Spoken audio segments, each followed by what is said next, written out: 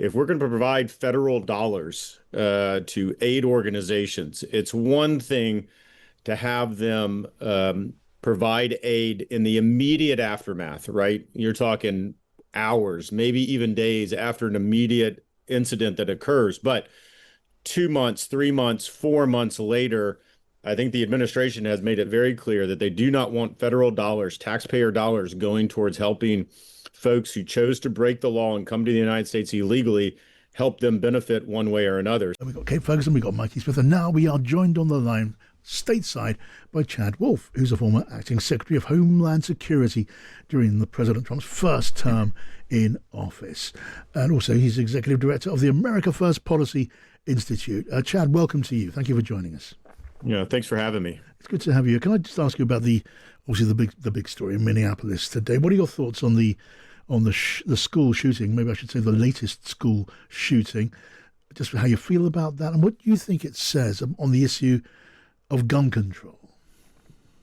Yeah, well, obviously it's a terrible tragedy. I think it's being reported right now that 2 children are dead and 15 or more are injured at the moment. We don't know a lot about the suspect, who I believe has taken his own life. So I think that's really the next step here, is to understand who this individual was, and how he came to that school that morning with those weapons. And so a lot of investigative work, to unfold over the next several days and weeks. It is a truly awful story, and one can very easily empathize with the parents of those children. And you don't have to be a parent to feel that. Anyone surely must feel that really rather deeply on a day like this. And there's so little that can be said that hasn't already been said, Chatham, on the subject of gun control in the United States. In your country, there'll be a polarized argument again, I guess. There'll be, as you say, it makes the case for much stricter gun controls. We don't know the circumstances of this particular shooter, but that argument will again be amplified. And there'll be those who say it makes the case for more people to have guns, for teachers to have guns. People kill people. It's a very familiar argument. And what would be your contribution to that?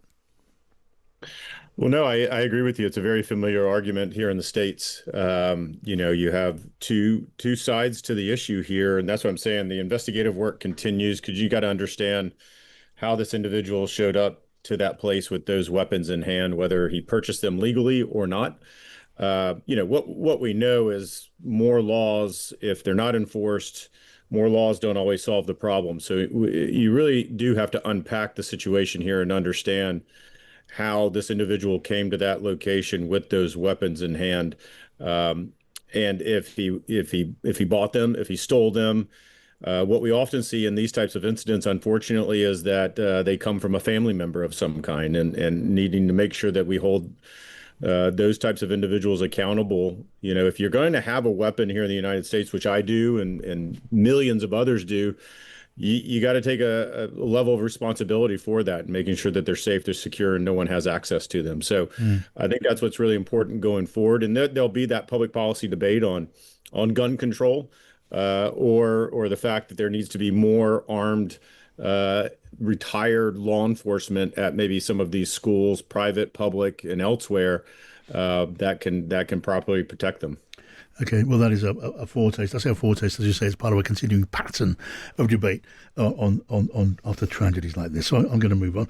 I do want to ask you now, if I may, about a story which is really just broken. This one is in the Washington Post. It concerns your own former department, Chad, the Homeland Security Department. And the reporting tells us, it says that the Department of Homeland Security is now barring states and volunteer groups that receive government funds from helping undocumented immigrants. And the implications of that it could be difficult for FEMA, the Federal Emergency Agency, to provide food or other forms of support to undocumented migrants that are caught up in disasters in America. And, of course, there have been disasters, floods, typhoons, and all of the rest of it. What's your immediate reaction to that report? Yeah, I saw that. I think it just broke a couple of minutes ago. Yeah. And so I'm going to, obviously the details matter here, because exactly how FEMA, they contract with a number of aid organizations when a disaster hits, for instance, and exactly what they're able to do and what they're not able to do it's spelled out in contracts, and so Yes. I need to better understand what DHS is trying to do here. But I think overall, what they're saying is, and I think this is a real concern that President Trump is concerned about as well, which is to say, if we're going to provide federal dollars to aid organizations, it's one thing to have them provide aid in the immediate aftermath, right? You're talking hours, maybe even days after an immediate incident that occurs. But 2 months, 3 months, 4 months later, I think the administration has made it very clear that they do not want federal dollars, taxpayer dollars, going towards helping folks who chose to break the law and come to the United States illegally, help them benefit one way or another. So again, a lot of details to work out here, but I think that's their overall concern. Yeah, I mean, so you would, without looking at the detail or having the detail, imagine that we're not talking about agencies refusing to help someone who's up to their neck in water after a flood or under rubble after a building collapse, and asking whether or not they are documented in the United States. You just say when it comes to other longer term support, but that could include food, could include other forms of support, which is presently available to migrants with or without documentation. In which case, it looks like a pretty harsh measure. I don't know that it does. I mean, again, I think it's harsh if you look at it through the lens of, well, we've never done that before, right? And I think that's what the Washington Post story talks about, which is, well, in the history of DHS, which is a little bit over 23, 24 years old, they've never done that before. But that doesn't say that's the way it should be done. I think, and again, the American people went to the ballot box last November and they chose President Trump because we had a border crisis out of control during the 4 years of President Biden. And you saw millions, if not billions, of taxpayer dollars going to help non-citizens while U.S. citizens suffered throughout the country. So, look, I think a historic crisis during the Biden administration requires a historic response. Yeah. I think that's what you see from the Trump administration. Okay, interesting to see what our listeners make of that. Send us a text, send us a tweet, join in the conversation. It's good to have you here with us, Chad. I want to ask you on a broader front. I'm bringing Kate and Mikey on this. Do you accept that the president is now pushing the boundaries of presidential power, well, certainly in a way that we haven't seen in modern times? It's obviously upset his critics. I spoke to Joe Walsh. You'll know of Joe Walsh. He's a former Republican, now a very, well, anti-Trump, a Democrat. He told me that he felt there was a fascist in the White House. I'm not going to ask if you reject that claim, because obviously you will totally reject that claim. But do you believe there's now a president who leads as Donald Trump leads, and for that reason likely to be described as an authoritarian? And if you do, is that, in your view, necessarily a bad thing? Well, I've certainly heard, particularly the mainstream media and those on the left here in the United States talk about that. I mean, you've seen words authoritarianism, dictator. You've seen all these things thrown around. Is President Trump using his executive authority? Absolutely. Did President Biden use his executive authority? Mm. Absolutely, for different ways, right? And for different policy goals and aims. Mm. So there's no doubt that that's occurring. But as I look across the board here and I look at what President Trump and his team are doing, a lot of it just it makes common sense. Now, has it been done before? No. Mm. Deploying troops to DC has been done before, so let's just be clear about that. But the manner, maybe it hasn't, but that's not to say that it shouldn't. I mean, DC has a out of control crime problem. I've heard commentators say, well, it's down in, recent highs, but sure, but it's been historically high, and even a decrease, it's still historically high. So, but just on that, Chad, I mean, there is a deep disagreement about that. I mean, DC's police crime figures say it's the lowest level of violent crime in 30 years, as well as murder having declined steeply over the past 2 years. They claim that view is simply wrong, that it's a pretext for the militarization of the capital.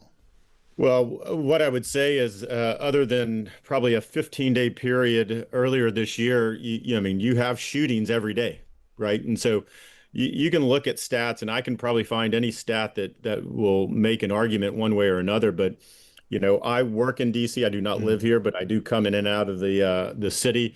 there are elements of the city that you do not want to be in after dark. It's just the Mm. reality of it. And that's the way in big cities across the United States, and I would say across the world. There are probably, and I think what President Trump is saying is that, DC is the welcoming mat to the United States. A lot of people visit here first and then go off to other places. And he's just saying, enough is enough.